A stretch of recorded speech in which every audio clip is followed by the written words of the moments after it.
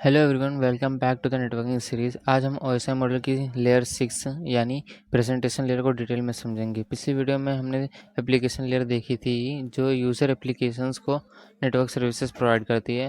लेकिन एक क्वेश्चन आता है, अगर सेंडर और रिसीवर अलग अलग फॉर्मेट में डेटा यूज़ करते हो या डेटा को सिक्योर रखना हो या उसका साइज़ कम करना हो, तो ये सब कौन हैंडल करता है? इसी प्रॉब्लम को सॉल्व करती है प्रेजेंटेशन लेयर। इस वीडियो में हम समझेंगे कि प्रेजेंटेशन लेयर क्या है, इसका रोल क्या होता है, डेटा ट्रांसलेशन क्या होती है, इनक्रिप्शन डिक्रिप्शन कैसे होता है और कंप्रेशन का यूज़ क्यों किया जाता है। तो चलिए शुरू करते हैं। प्रेजेंटेशन लेयर ओएसआई मॉडल की 6th लेयर होती है। इस लेयर को ट्रांसलेशन लेयर भी कहा जाता है। इसका मेन काम डेटा को प्रिपेयर करना होता है ताकि सेंडर और रिसीवर दोनों उस डेटा को करेक्टली समझ सके। सिंपल लैंग्वेज में समझे तो एप्लीकेशन लेयर डेटा क्रिएट करती है, प्रेजेंटेशन लेयर उस डेटा को ऐसे फॉर्मेट में कन्वर्ट करती है जो नेटवर्क के थ्रू भेजा जा सके और रिसीवर उसे इजीली रीड कर सके। इसी वजह से इसे ट्रांसलेशन लेयर भी कहा जाता है। लेकिन सिर्फ ट्रांसलेशन ही इसका काम नहीं होता है। इस लेयर के 3 सबसे इंपॉर्टेंट रिस्पॉन्सिबिलिटी होती है। पहला काम डेटा ट्रांसलेशन। अलग अलग सिस्टम्स अलग कैरेक्टर इनकोडिंग यूज़ कर सकते हैं। प्रेजेंटेशन लेयर इंश्योर करती है कि डेटा सेंडर और रिसीवर दोनों के लिए सेम फॉर्मेट में हो। दूसरा काम है इंक्रिप्शन और डिक्रिप्शन। अगर सेंसिटिव इन्फॉर्मेशन जैसे पासवर्ड, बैंकिंग डेटा या लॉगिन क्रेडेंशियल भेजने हो तो प्रेजेंटेशन लेयर डेटा को इनक्रिप्ट करती है और जब डेटा डेस्टिनेशन पर पहुंचता है तो वही डेटा डिक्रिप्ट किया जाता है ताकि एप्लीकेशन उसे पढ़ सके। इसी वजह से HTTP जैसे सिक्योर कम्युनिकेशन पॉसिबल होते हैं। तीसरा काम है कंप्रेशन और डिकम्प्रेशन। अगर डेटा का साइज़ बहुत बड़ा है जैसे इमेज, वीडियो या कोई डॉक्यूमेंट, तो प्रेजेंटेशन लेयर उस डेटा को कंप्रेस करती है। कंप्रेस का फ़ायदा ये होता है कि कम बैंडविड्थ यूज़ होती है और डेटा जल्दी ट्रांसफ़र होती है।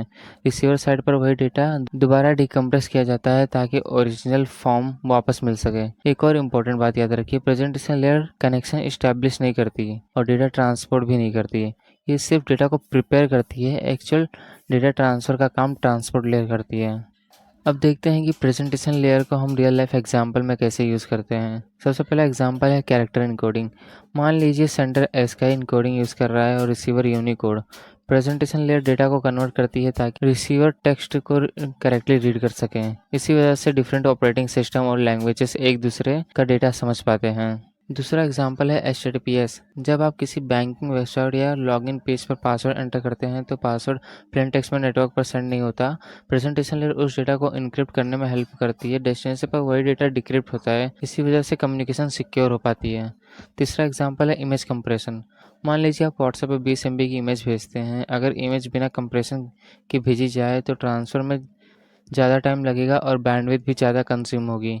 प्रेजेंटेशन लेयर इमेज को कंप्रेस करती है, रिसीवर साइड पर वही इमेज दोबारा डिकम्प्रेस होती है। चौथा एग्जांपल है फाइल फॉर्मेट। आपने JPG, PNG, GIF और MP4 जैसे फॉर्मेट ज़रूर देखे होंगे। प्रेजेंटेशन लेयर इंश्योर करती है कि डेटा का फॉर्मेट सेंडर और रिसीवर दोनों के लिए अंडरस्टैंडेबल हो। इसी वजह से डिफरेंट डिवाइसेस सेम इमेज या वीडियोस को ओपन कर पाते हैं। अब एक क्विक रिवाइज करते हैं। प्रेजेंटेशन लेयर का 3 मेन काम होता है: ट्रांसलेशन, इंक्रिप्शन और डिक्रिप्शन, कंप्रेशन और डिकम्प्रेशन। ये लेयर डेटा को प्रिपेयर करती है ताकि एप्लीकेशन लेयर उसे ईजिली यूज़ कर सकें। अगर आप प्रेजेंटेशन लेयर को एक सेंटेंस में याद रखना चाहते हैं तो बस इतना याद रखिए, प्रेजेंटेशन लेयर डेटा को रीडेबल, सिक्योर और ऑप्टिमाइज बनाती है। तो आज हमने प्रेजेंटेशन लेयर को डिटेल में समझा।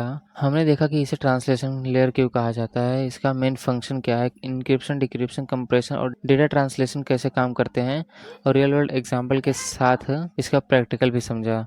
अगली वीडियो में हम सेशन लेयर को डिटेल में समझेंगे। हम देखेंगे कि कम्युनिकेशन सेशन कैसे स्टैब्लिश, मैनेज और टर्मिनेट होते हैं। अगर वीडियो हेल्पफुल लगी हो तो लाइक ज़रूर करिए, चैनल को सब्सक्राइब करिए, बेल आइकन प्रेस करना मत भूलिए। मिलता हूँ मैं आपसे नेक्स्ट वीडियो में, तब तक के लिए स्टे सिक्योर और गुड बाय।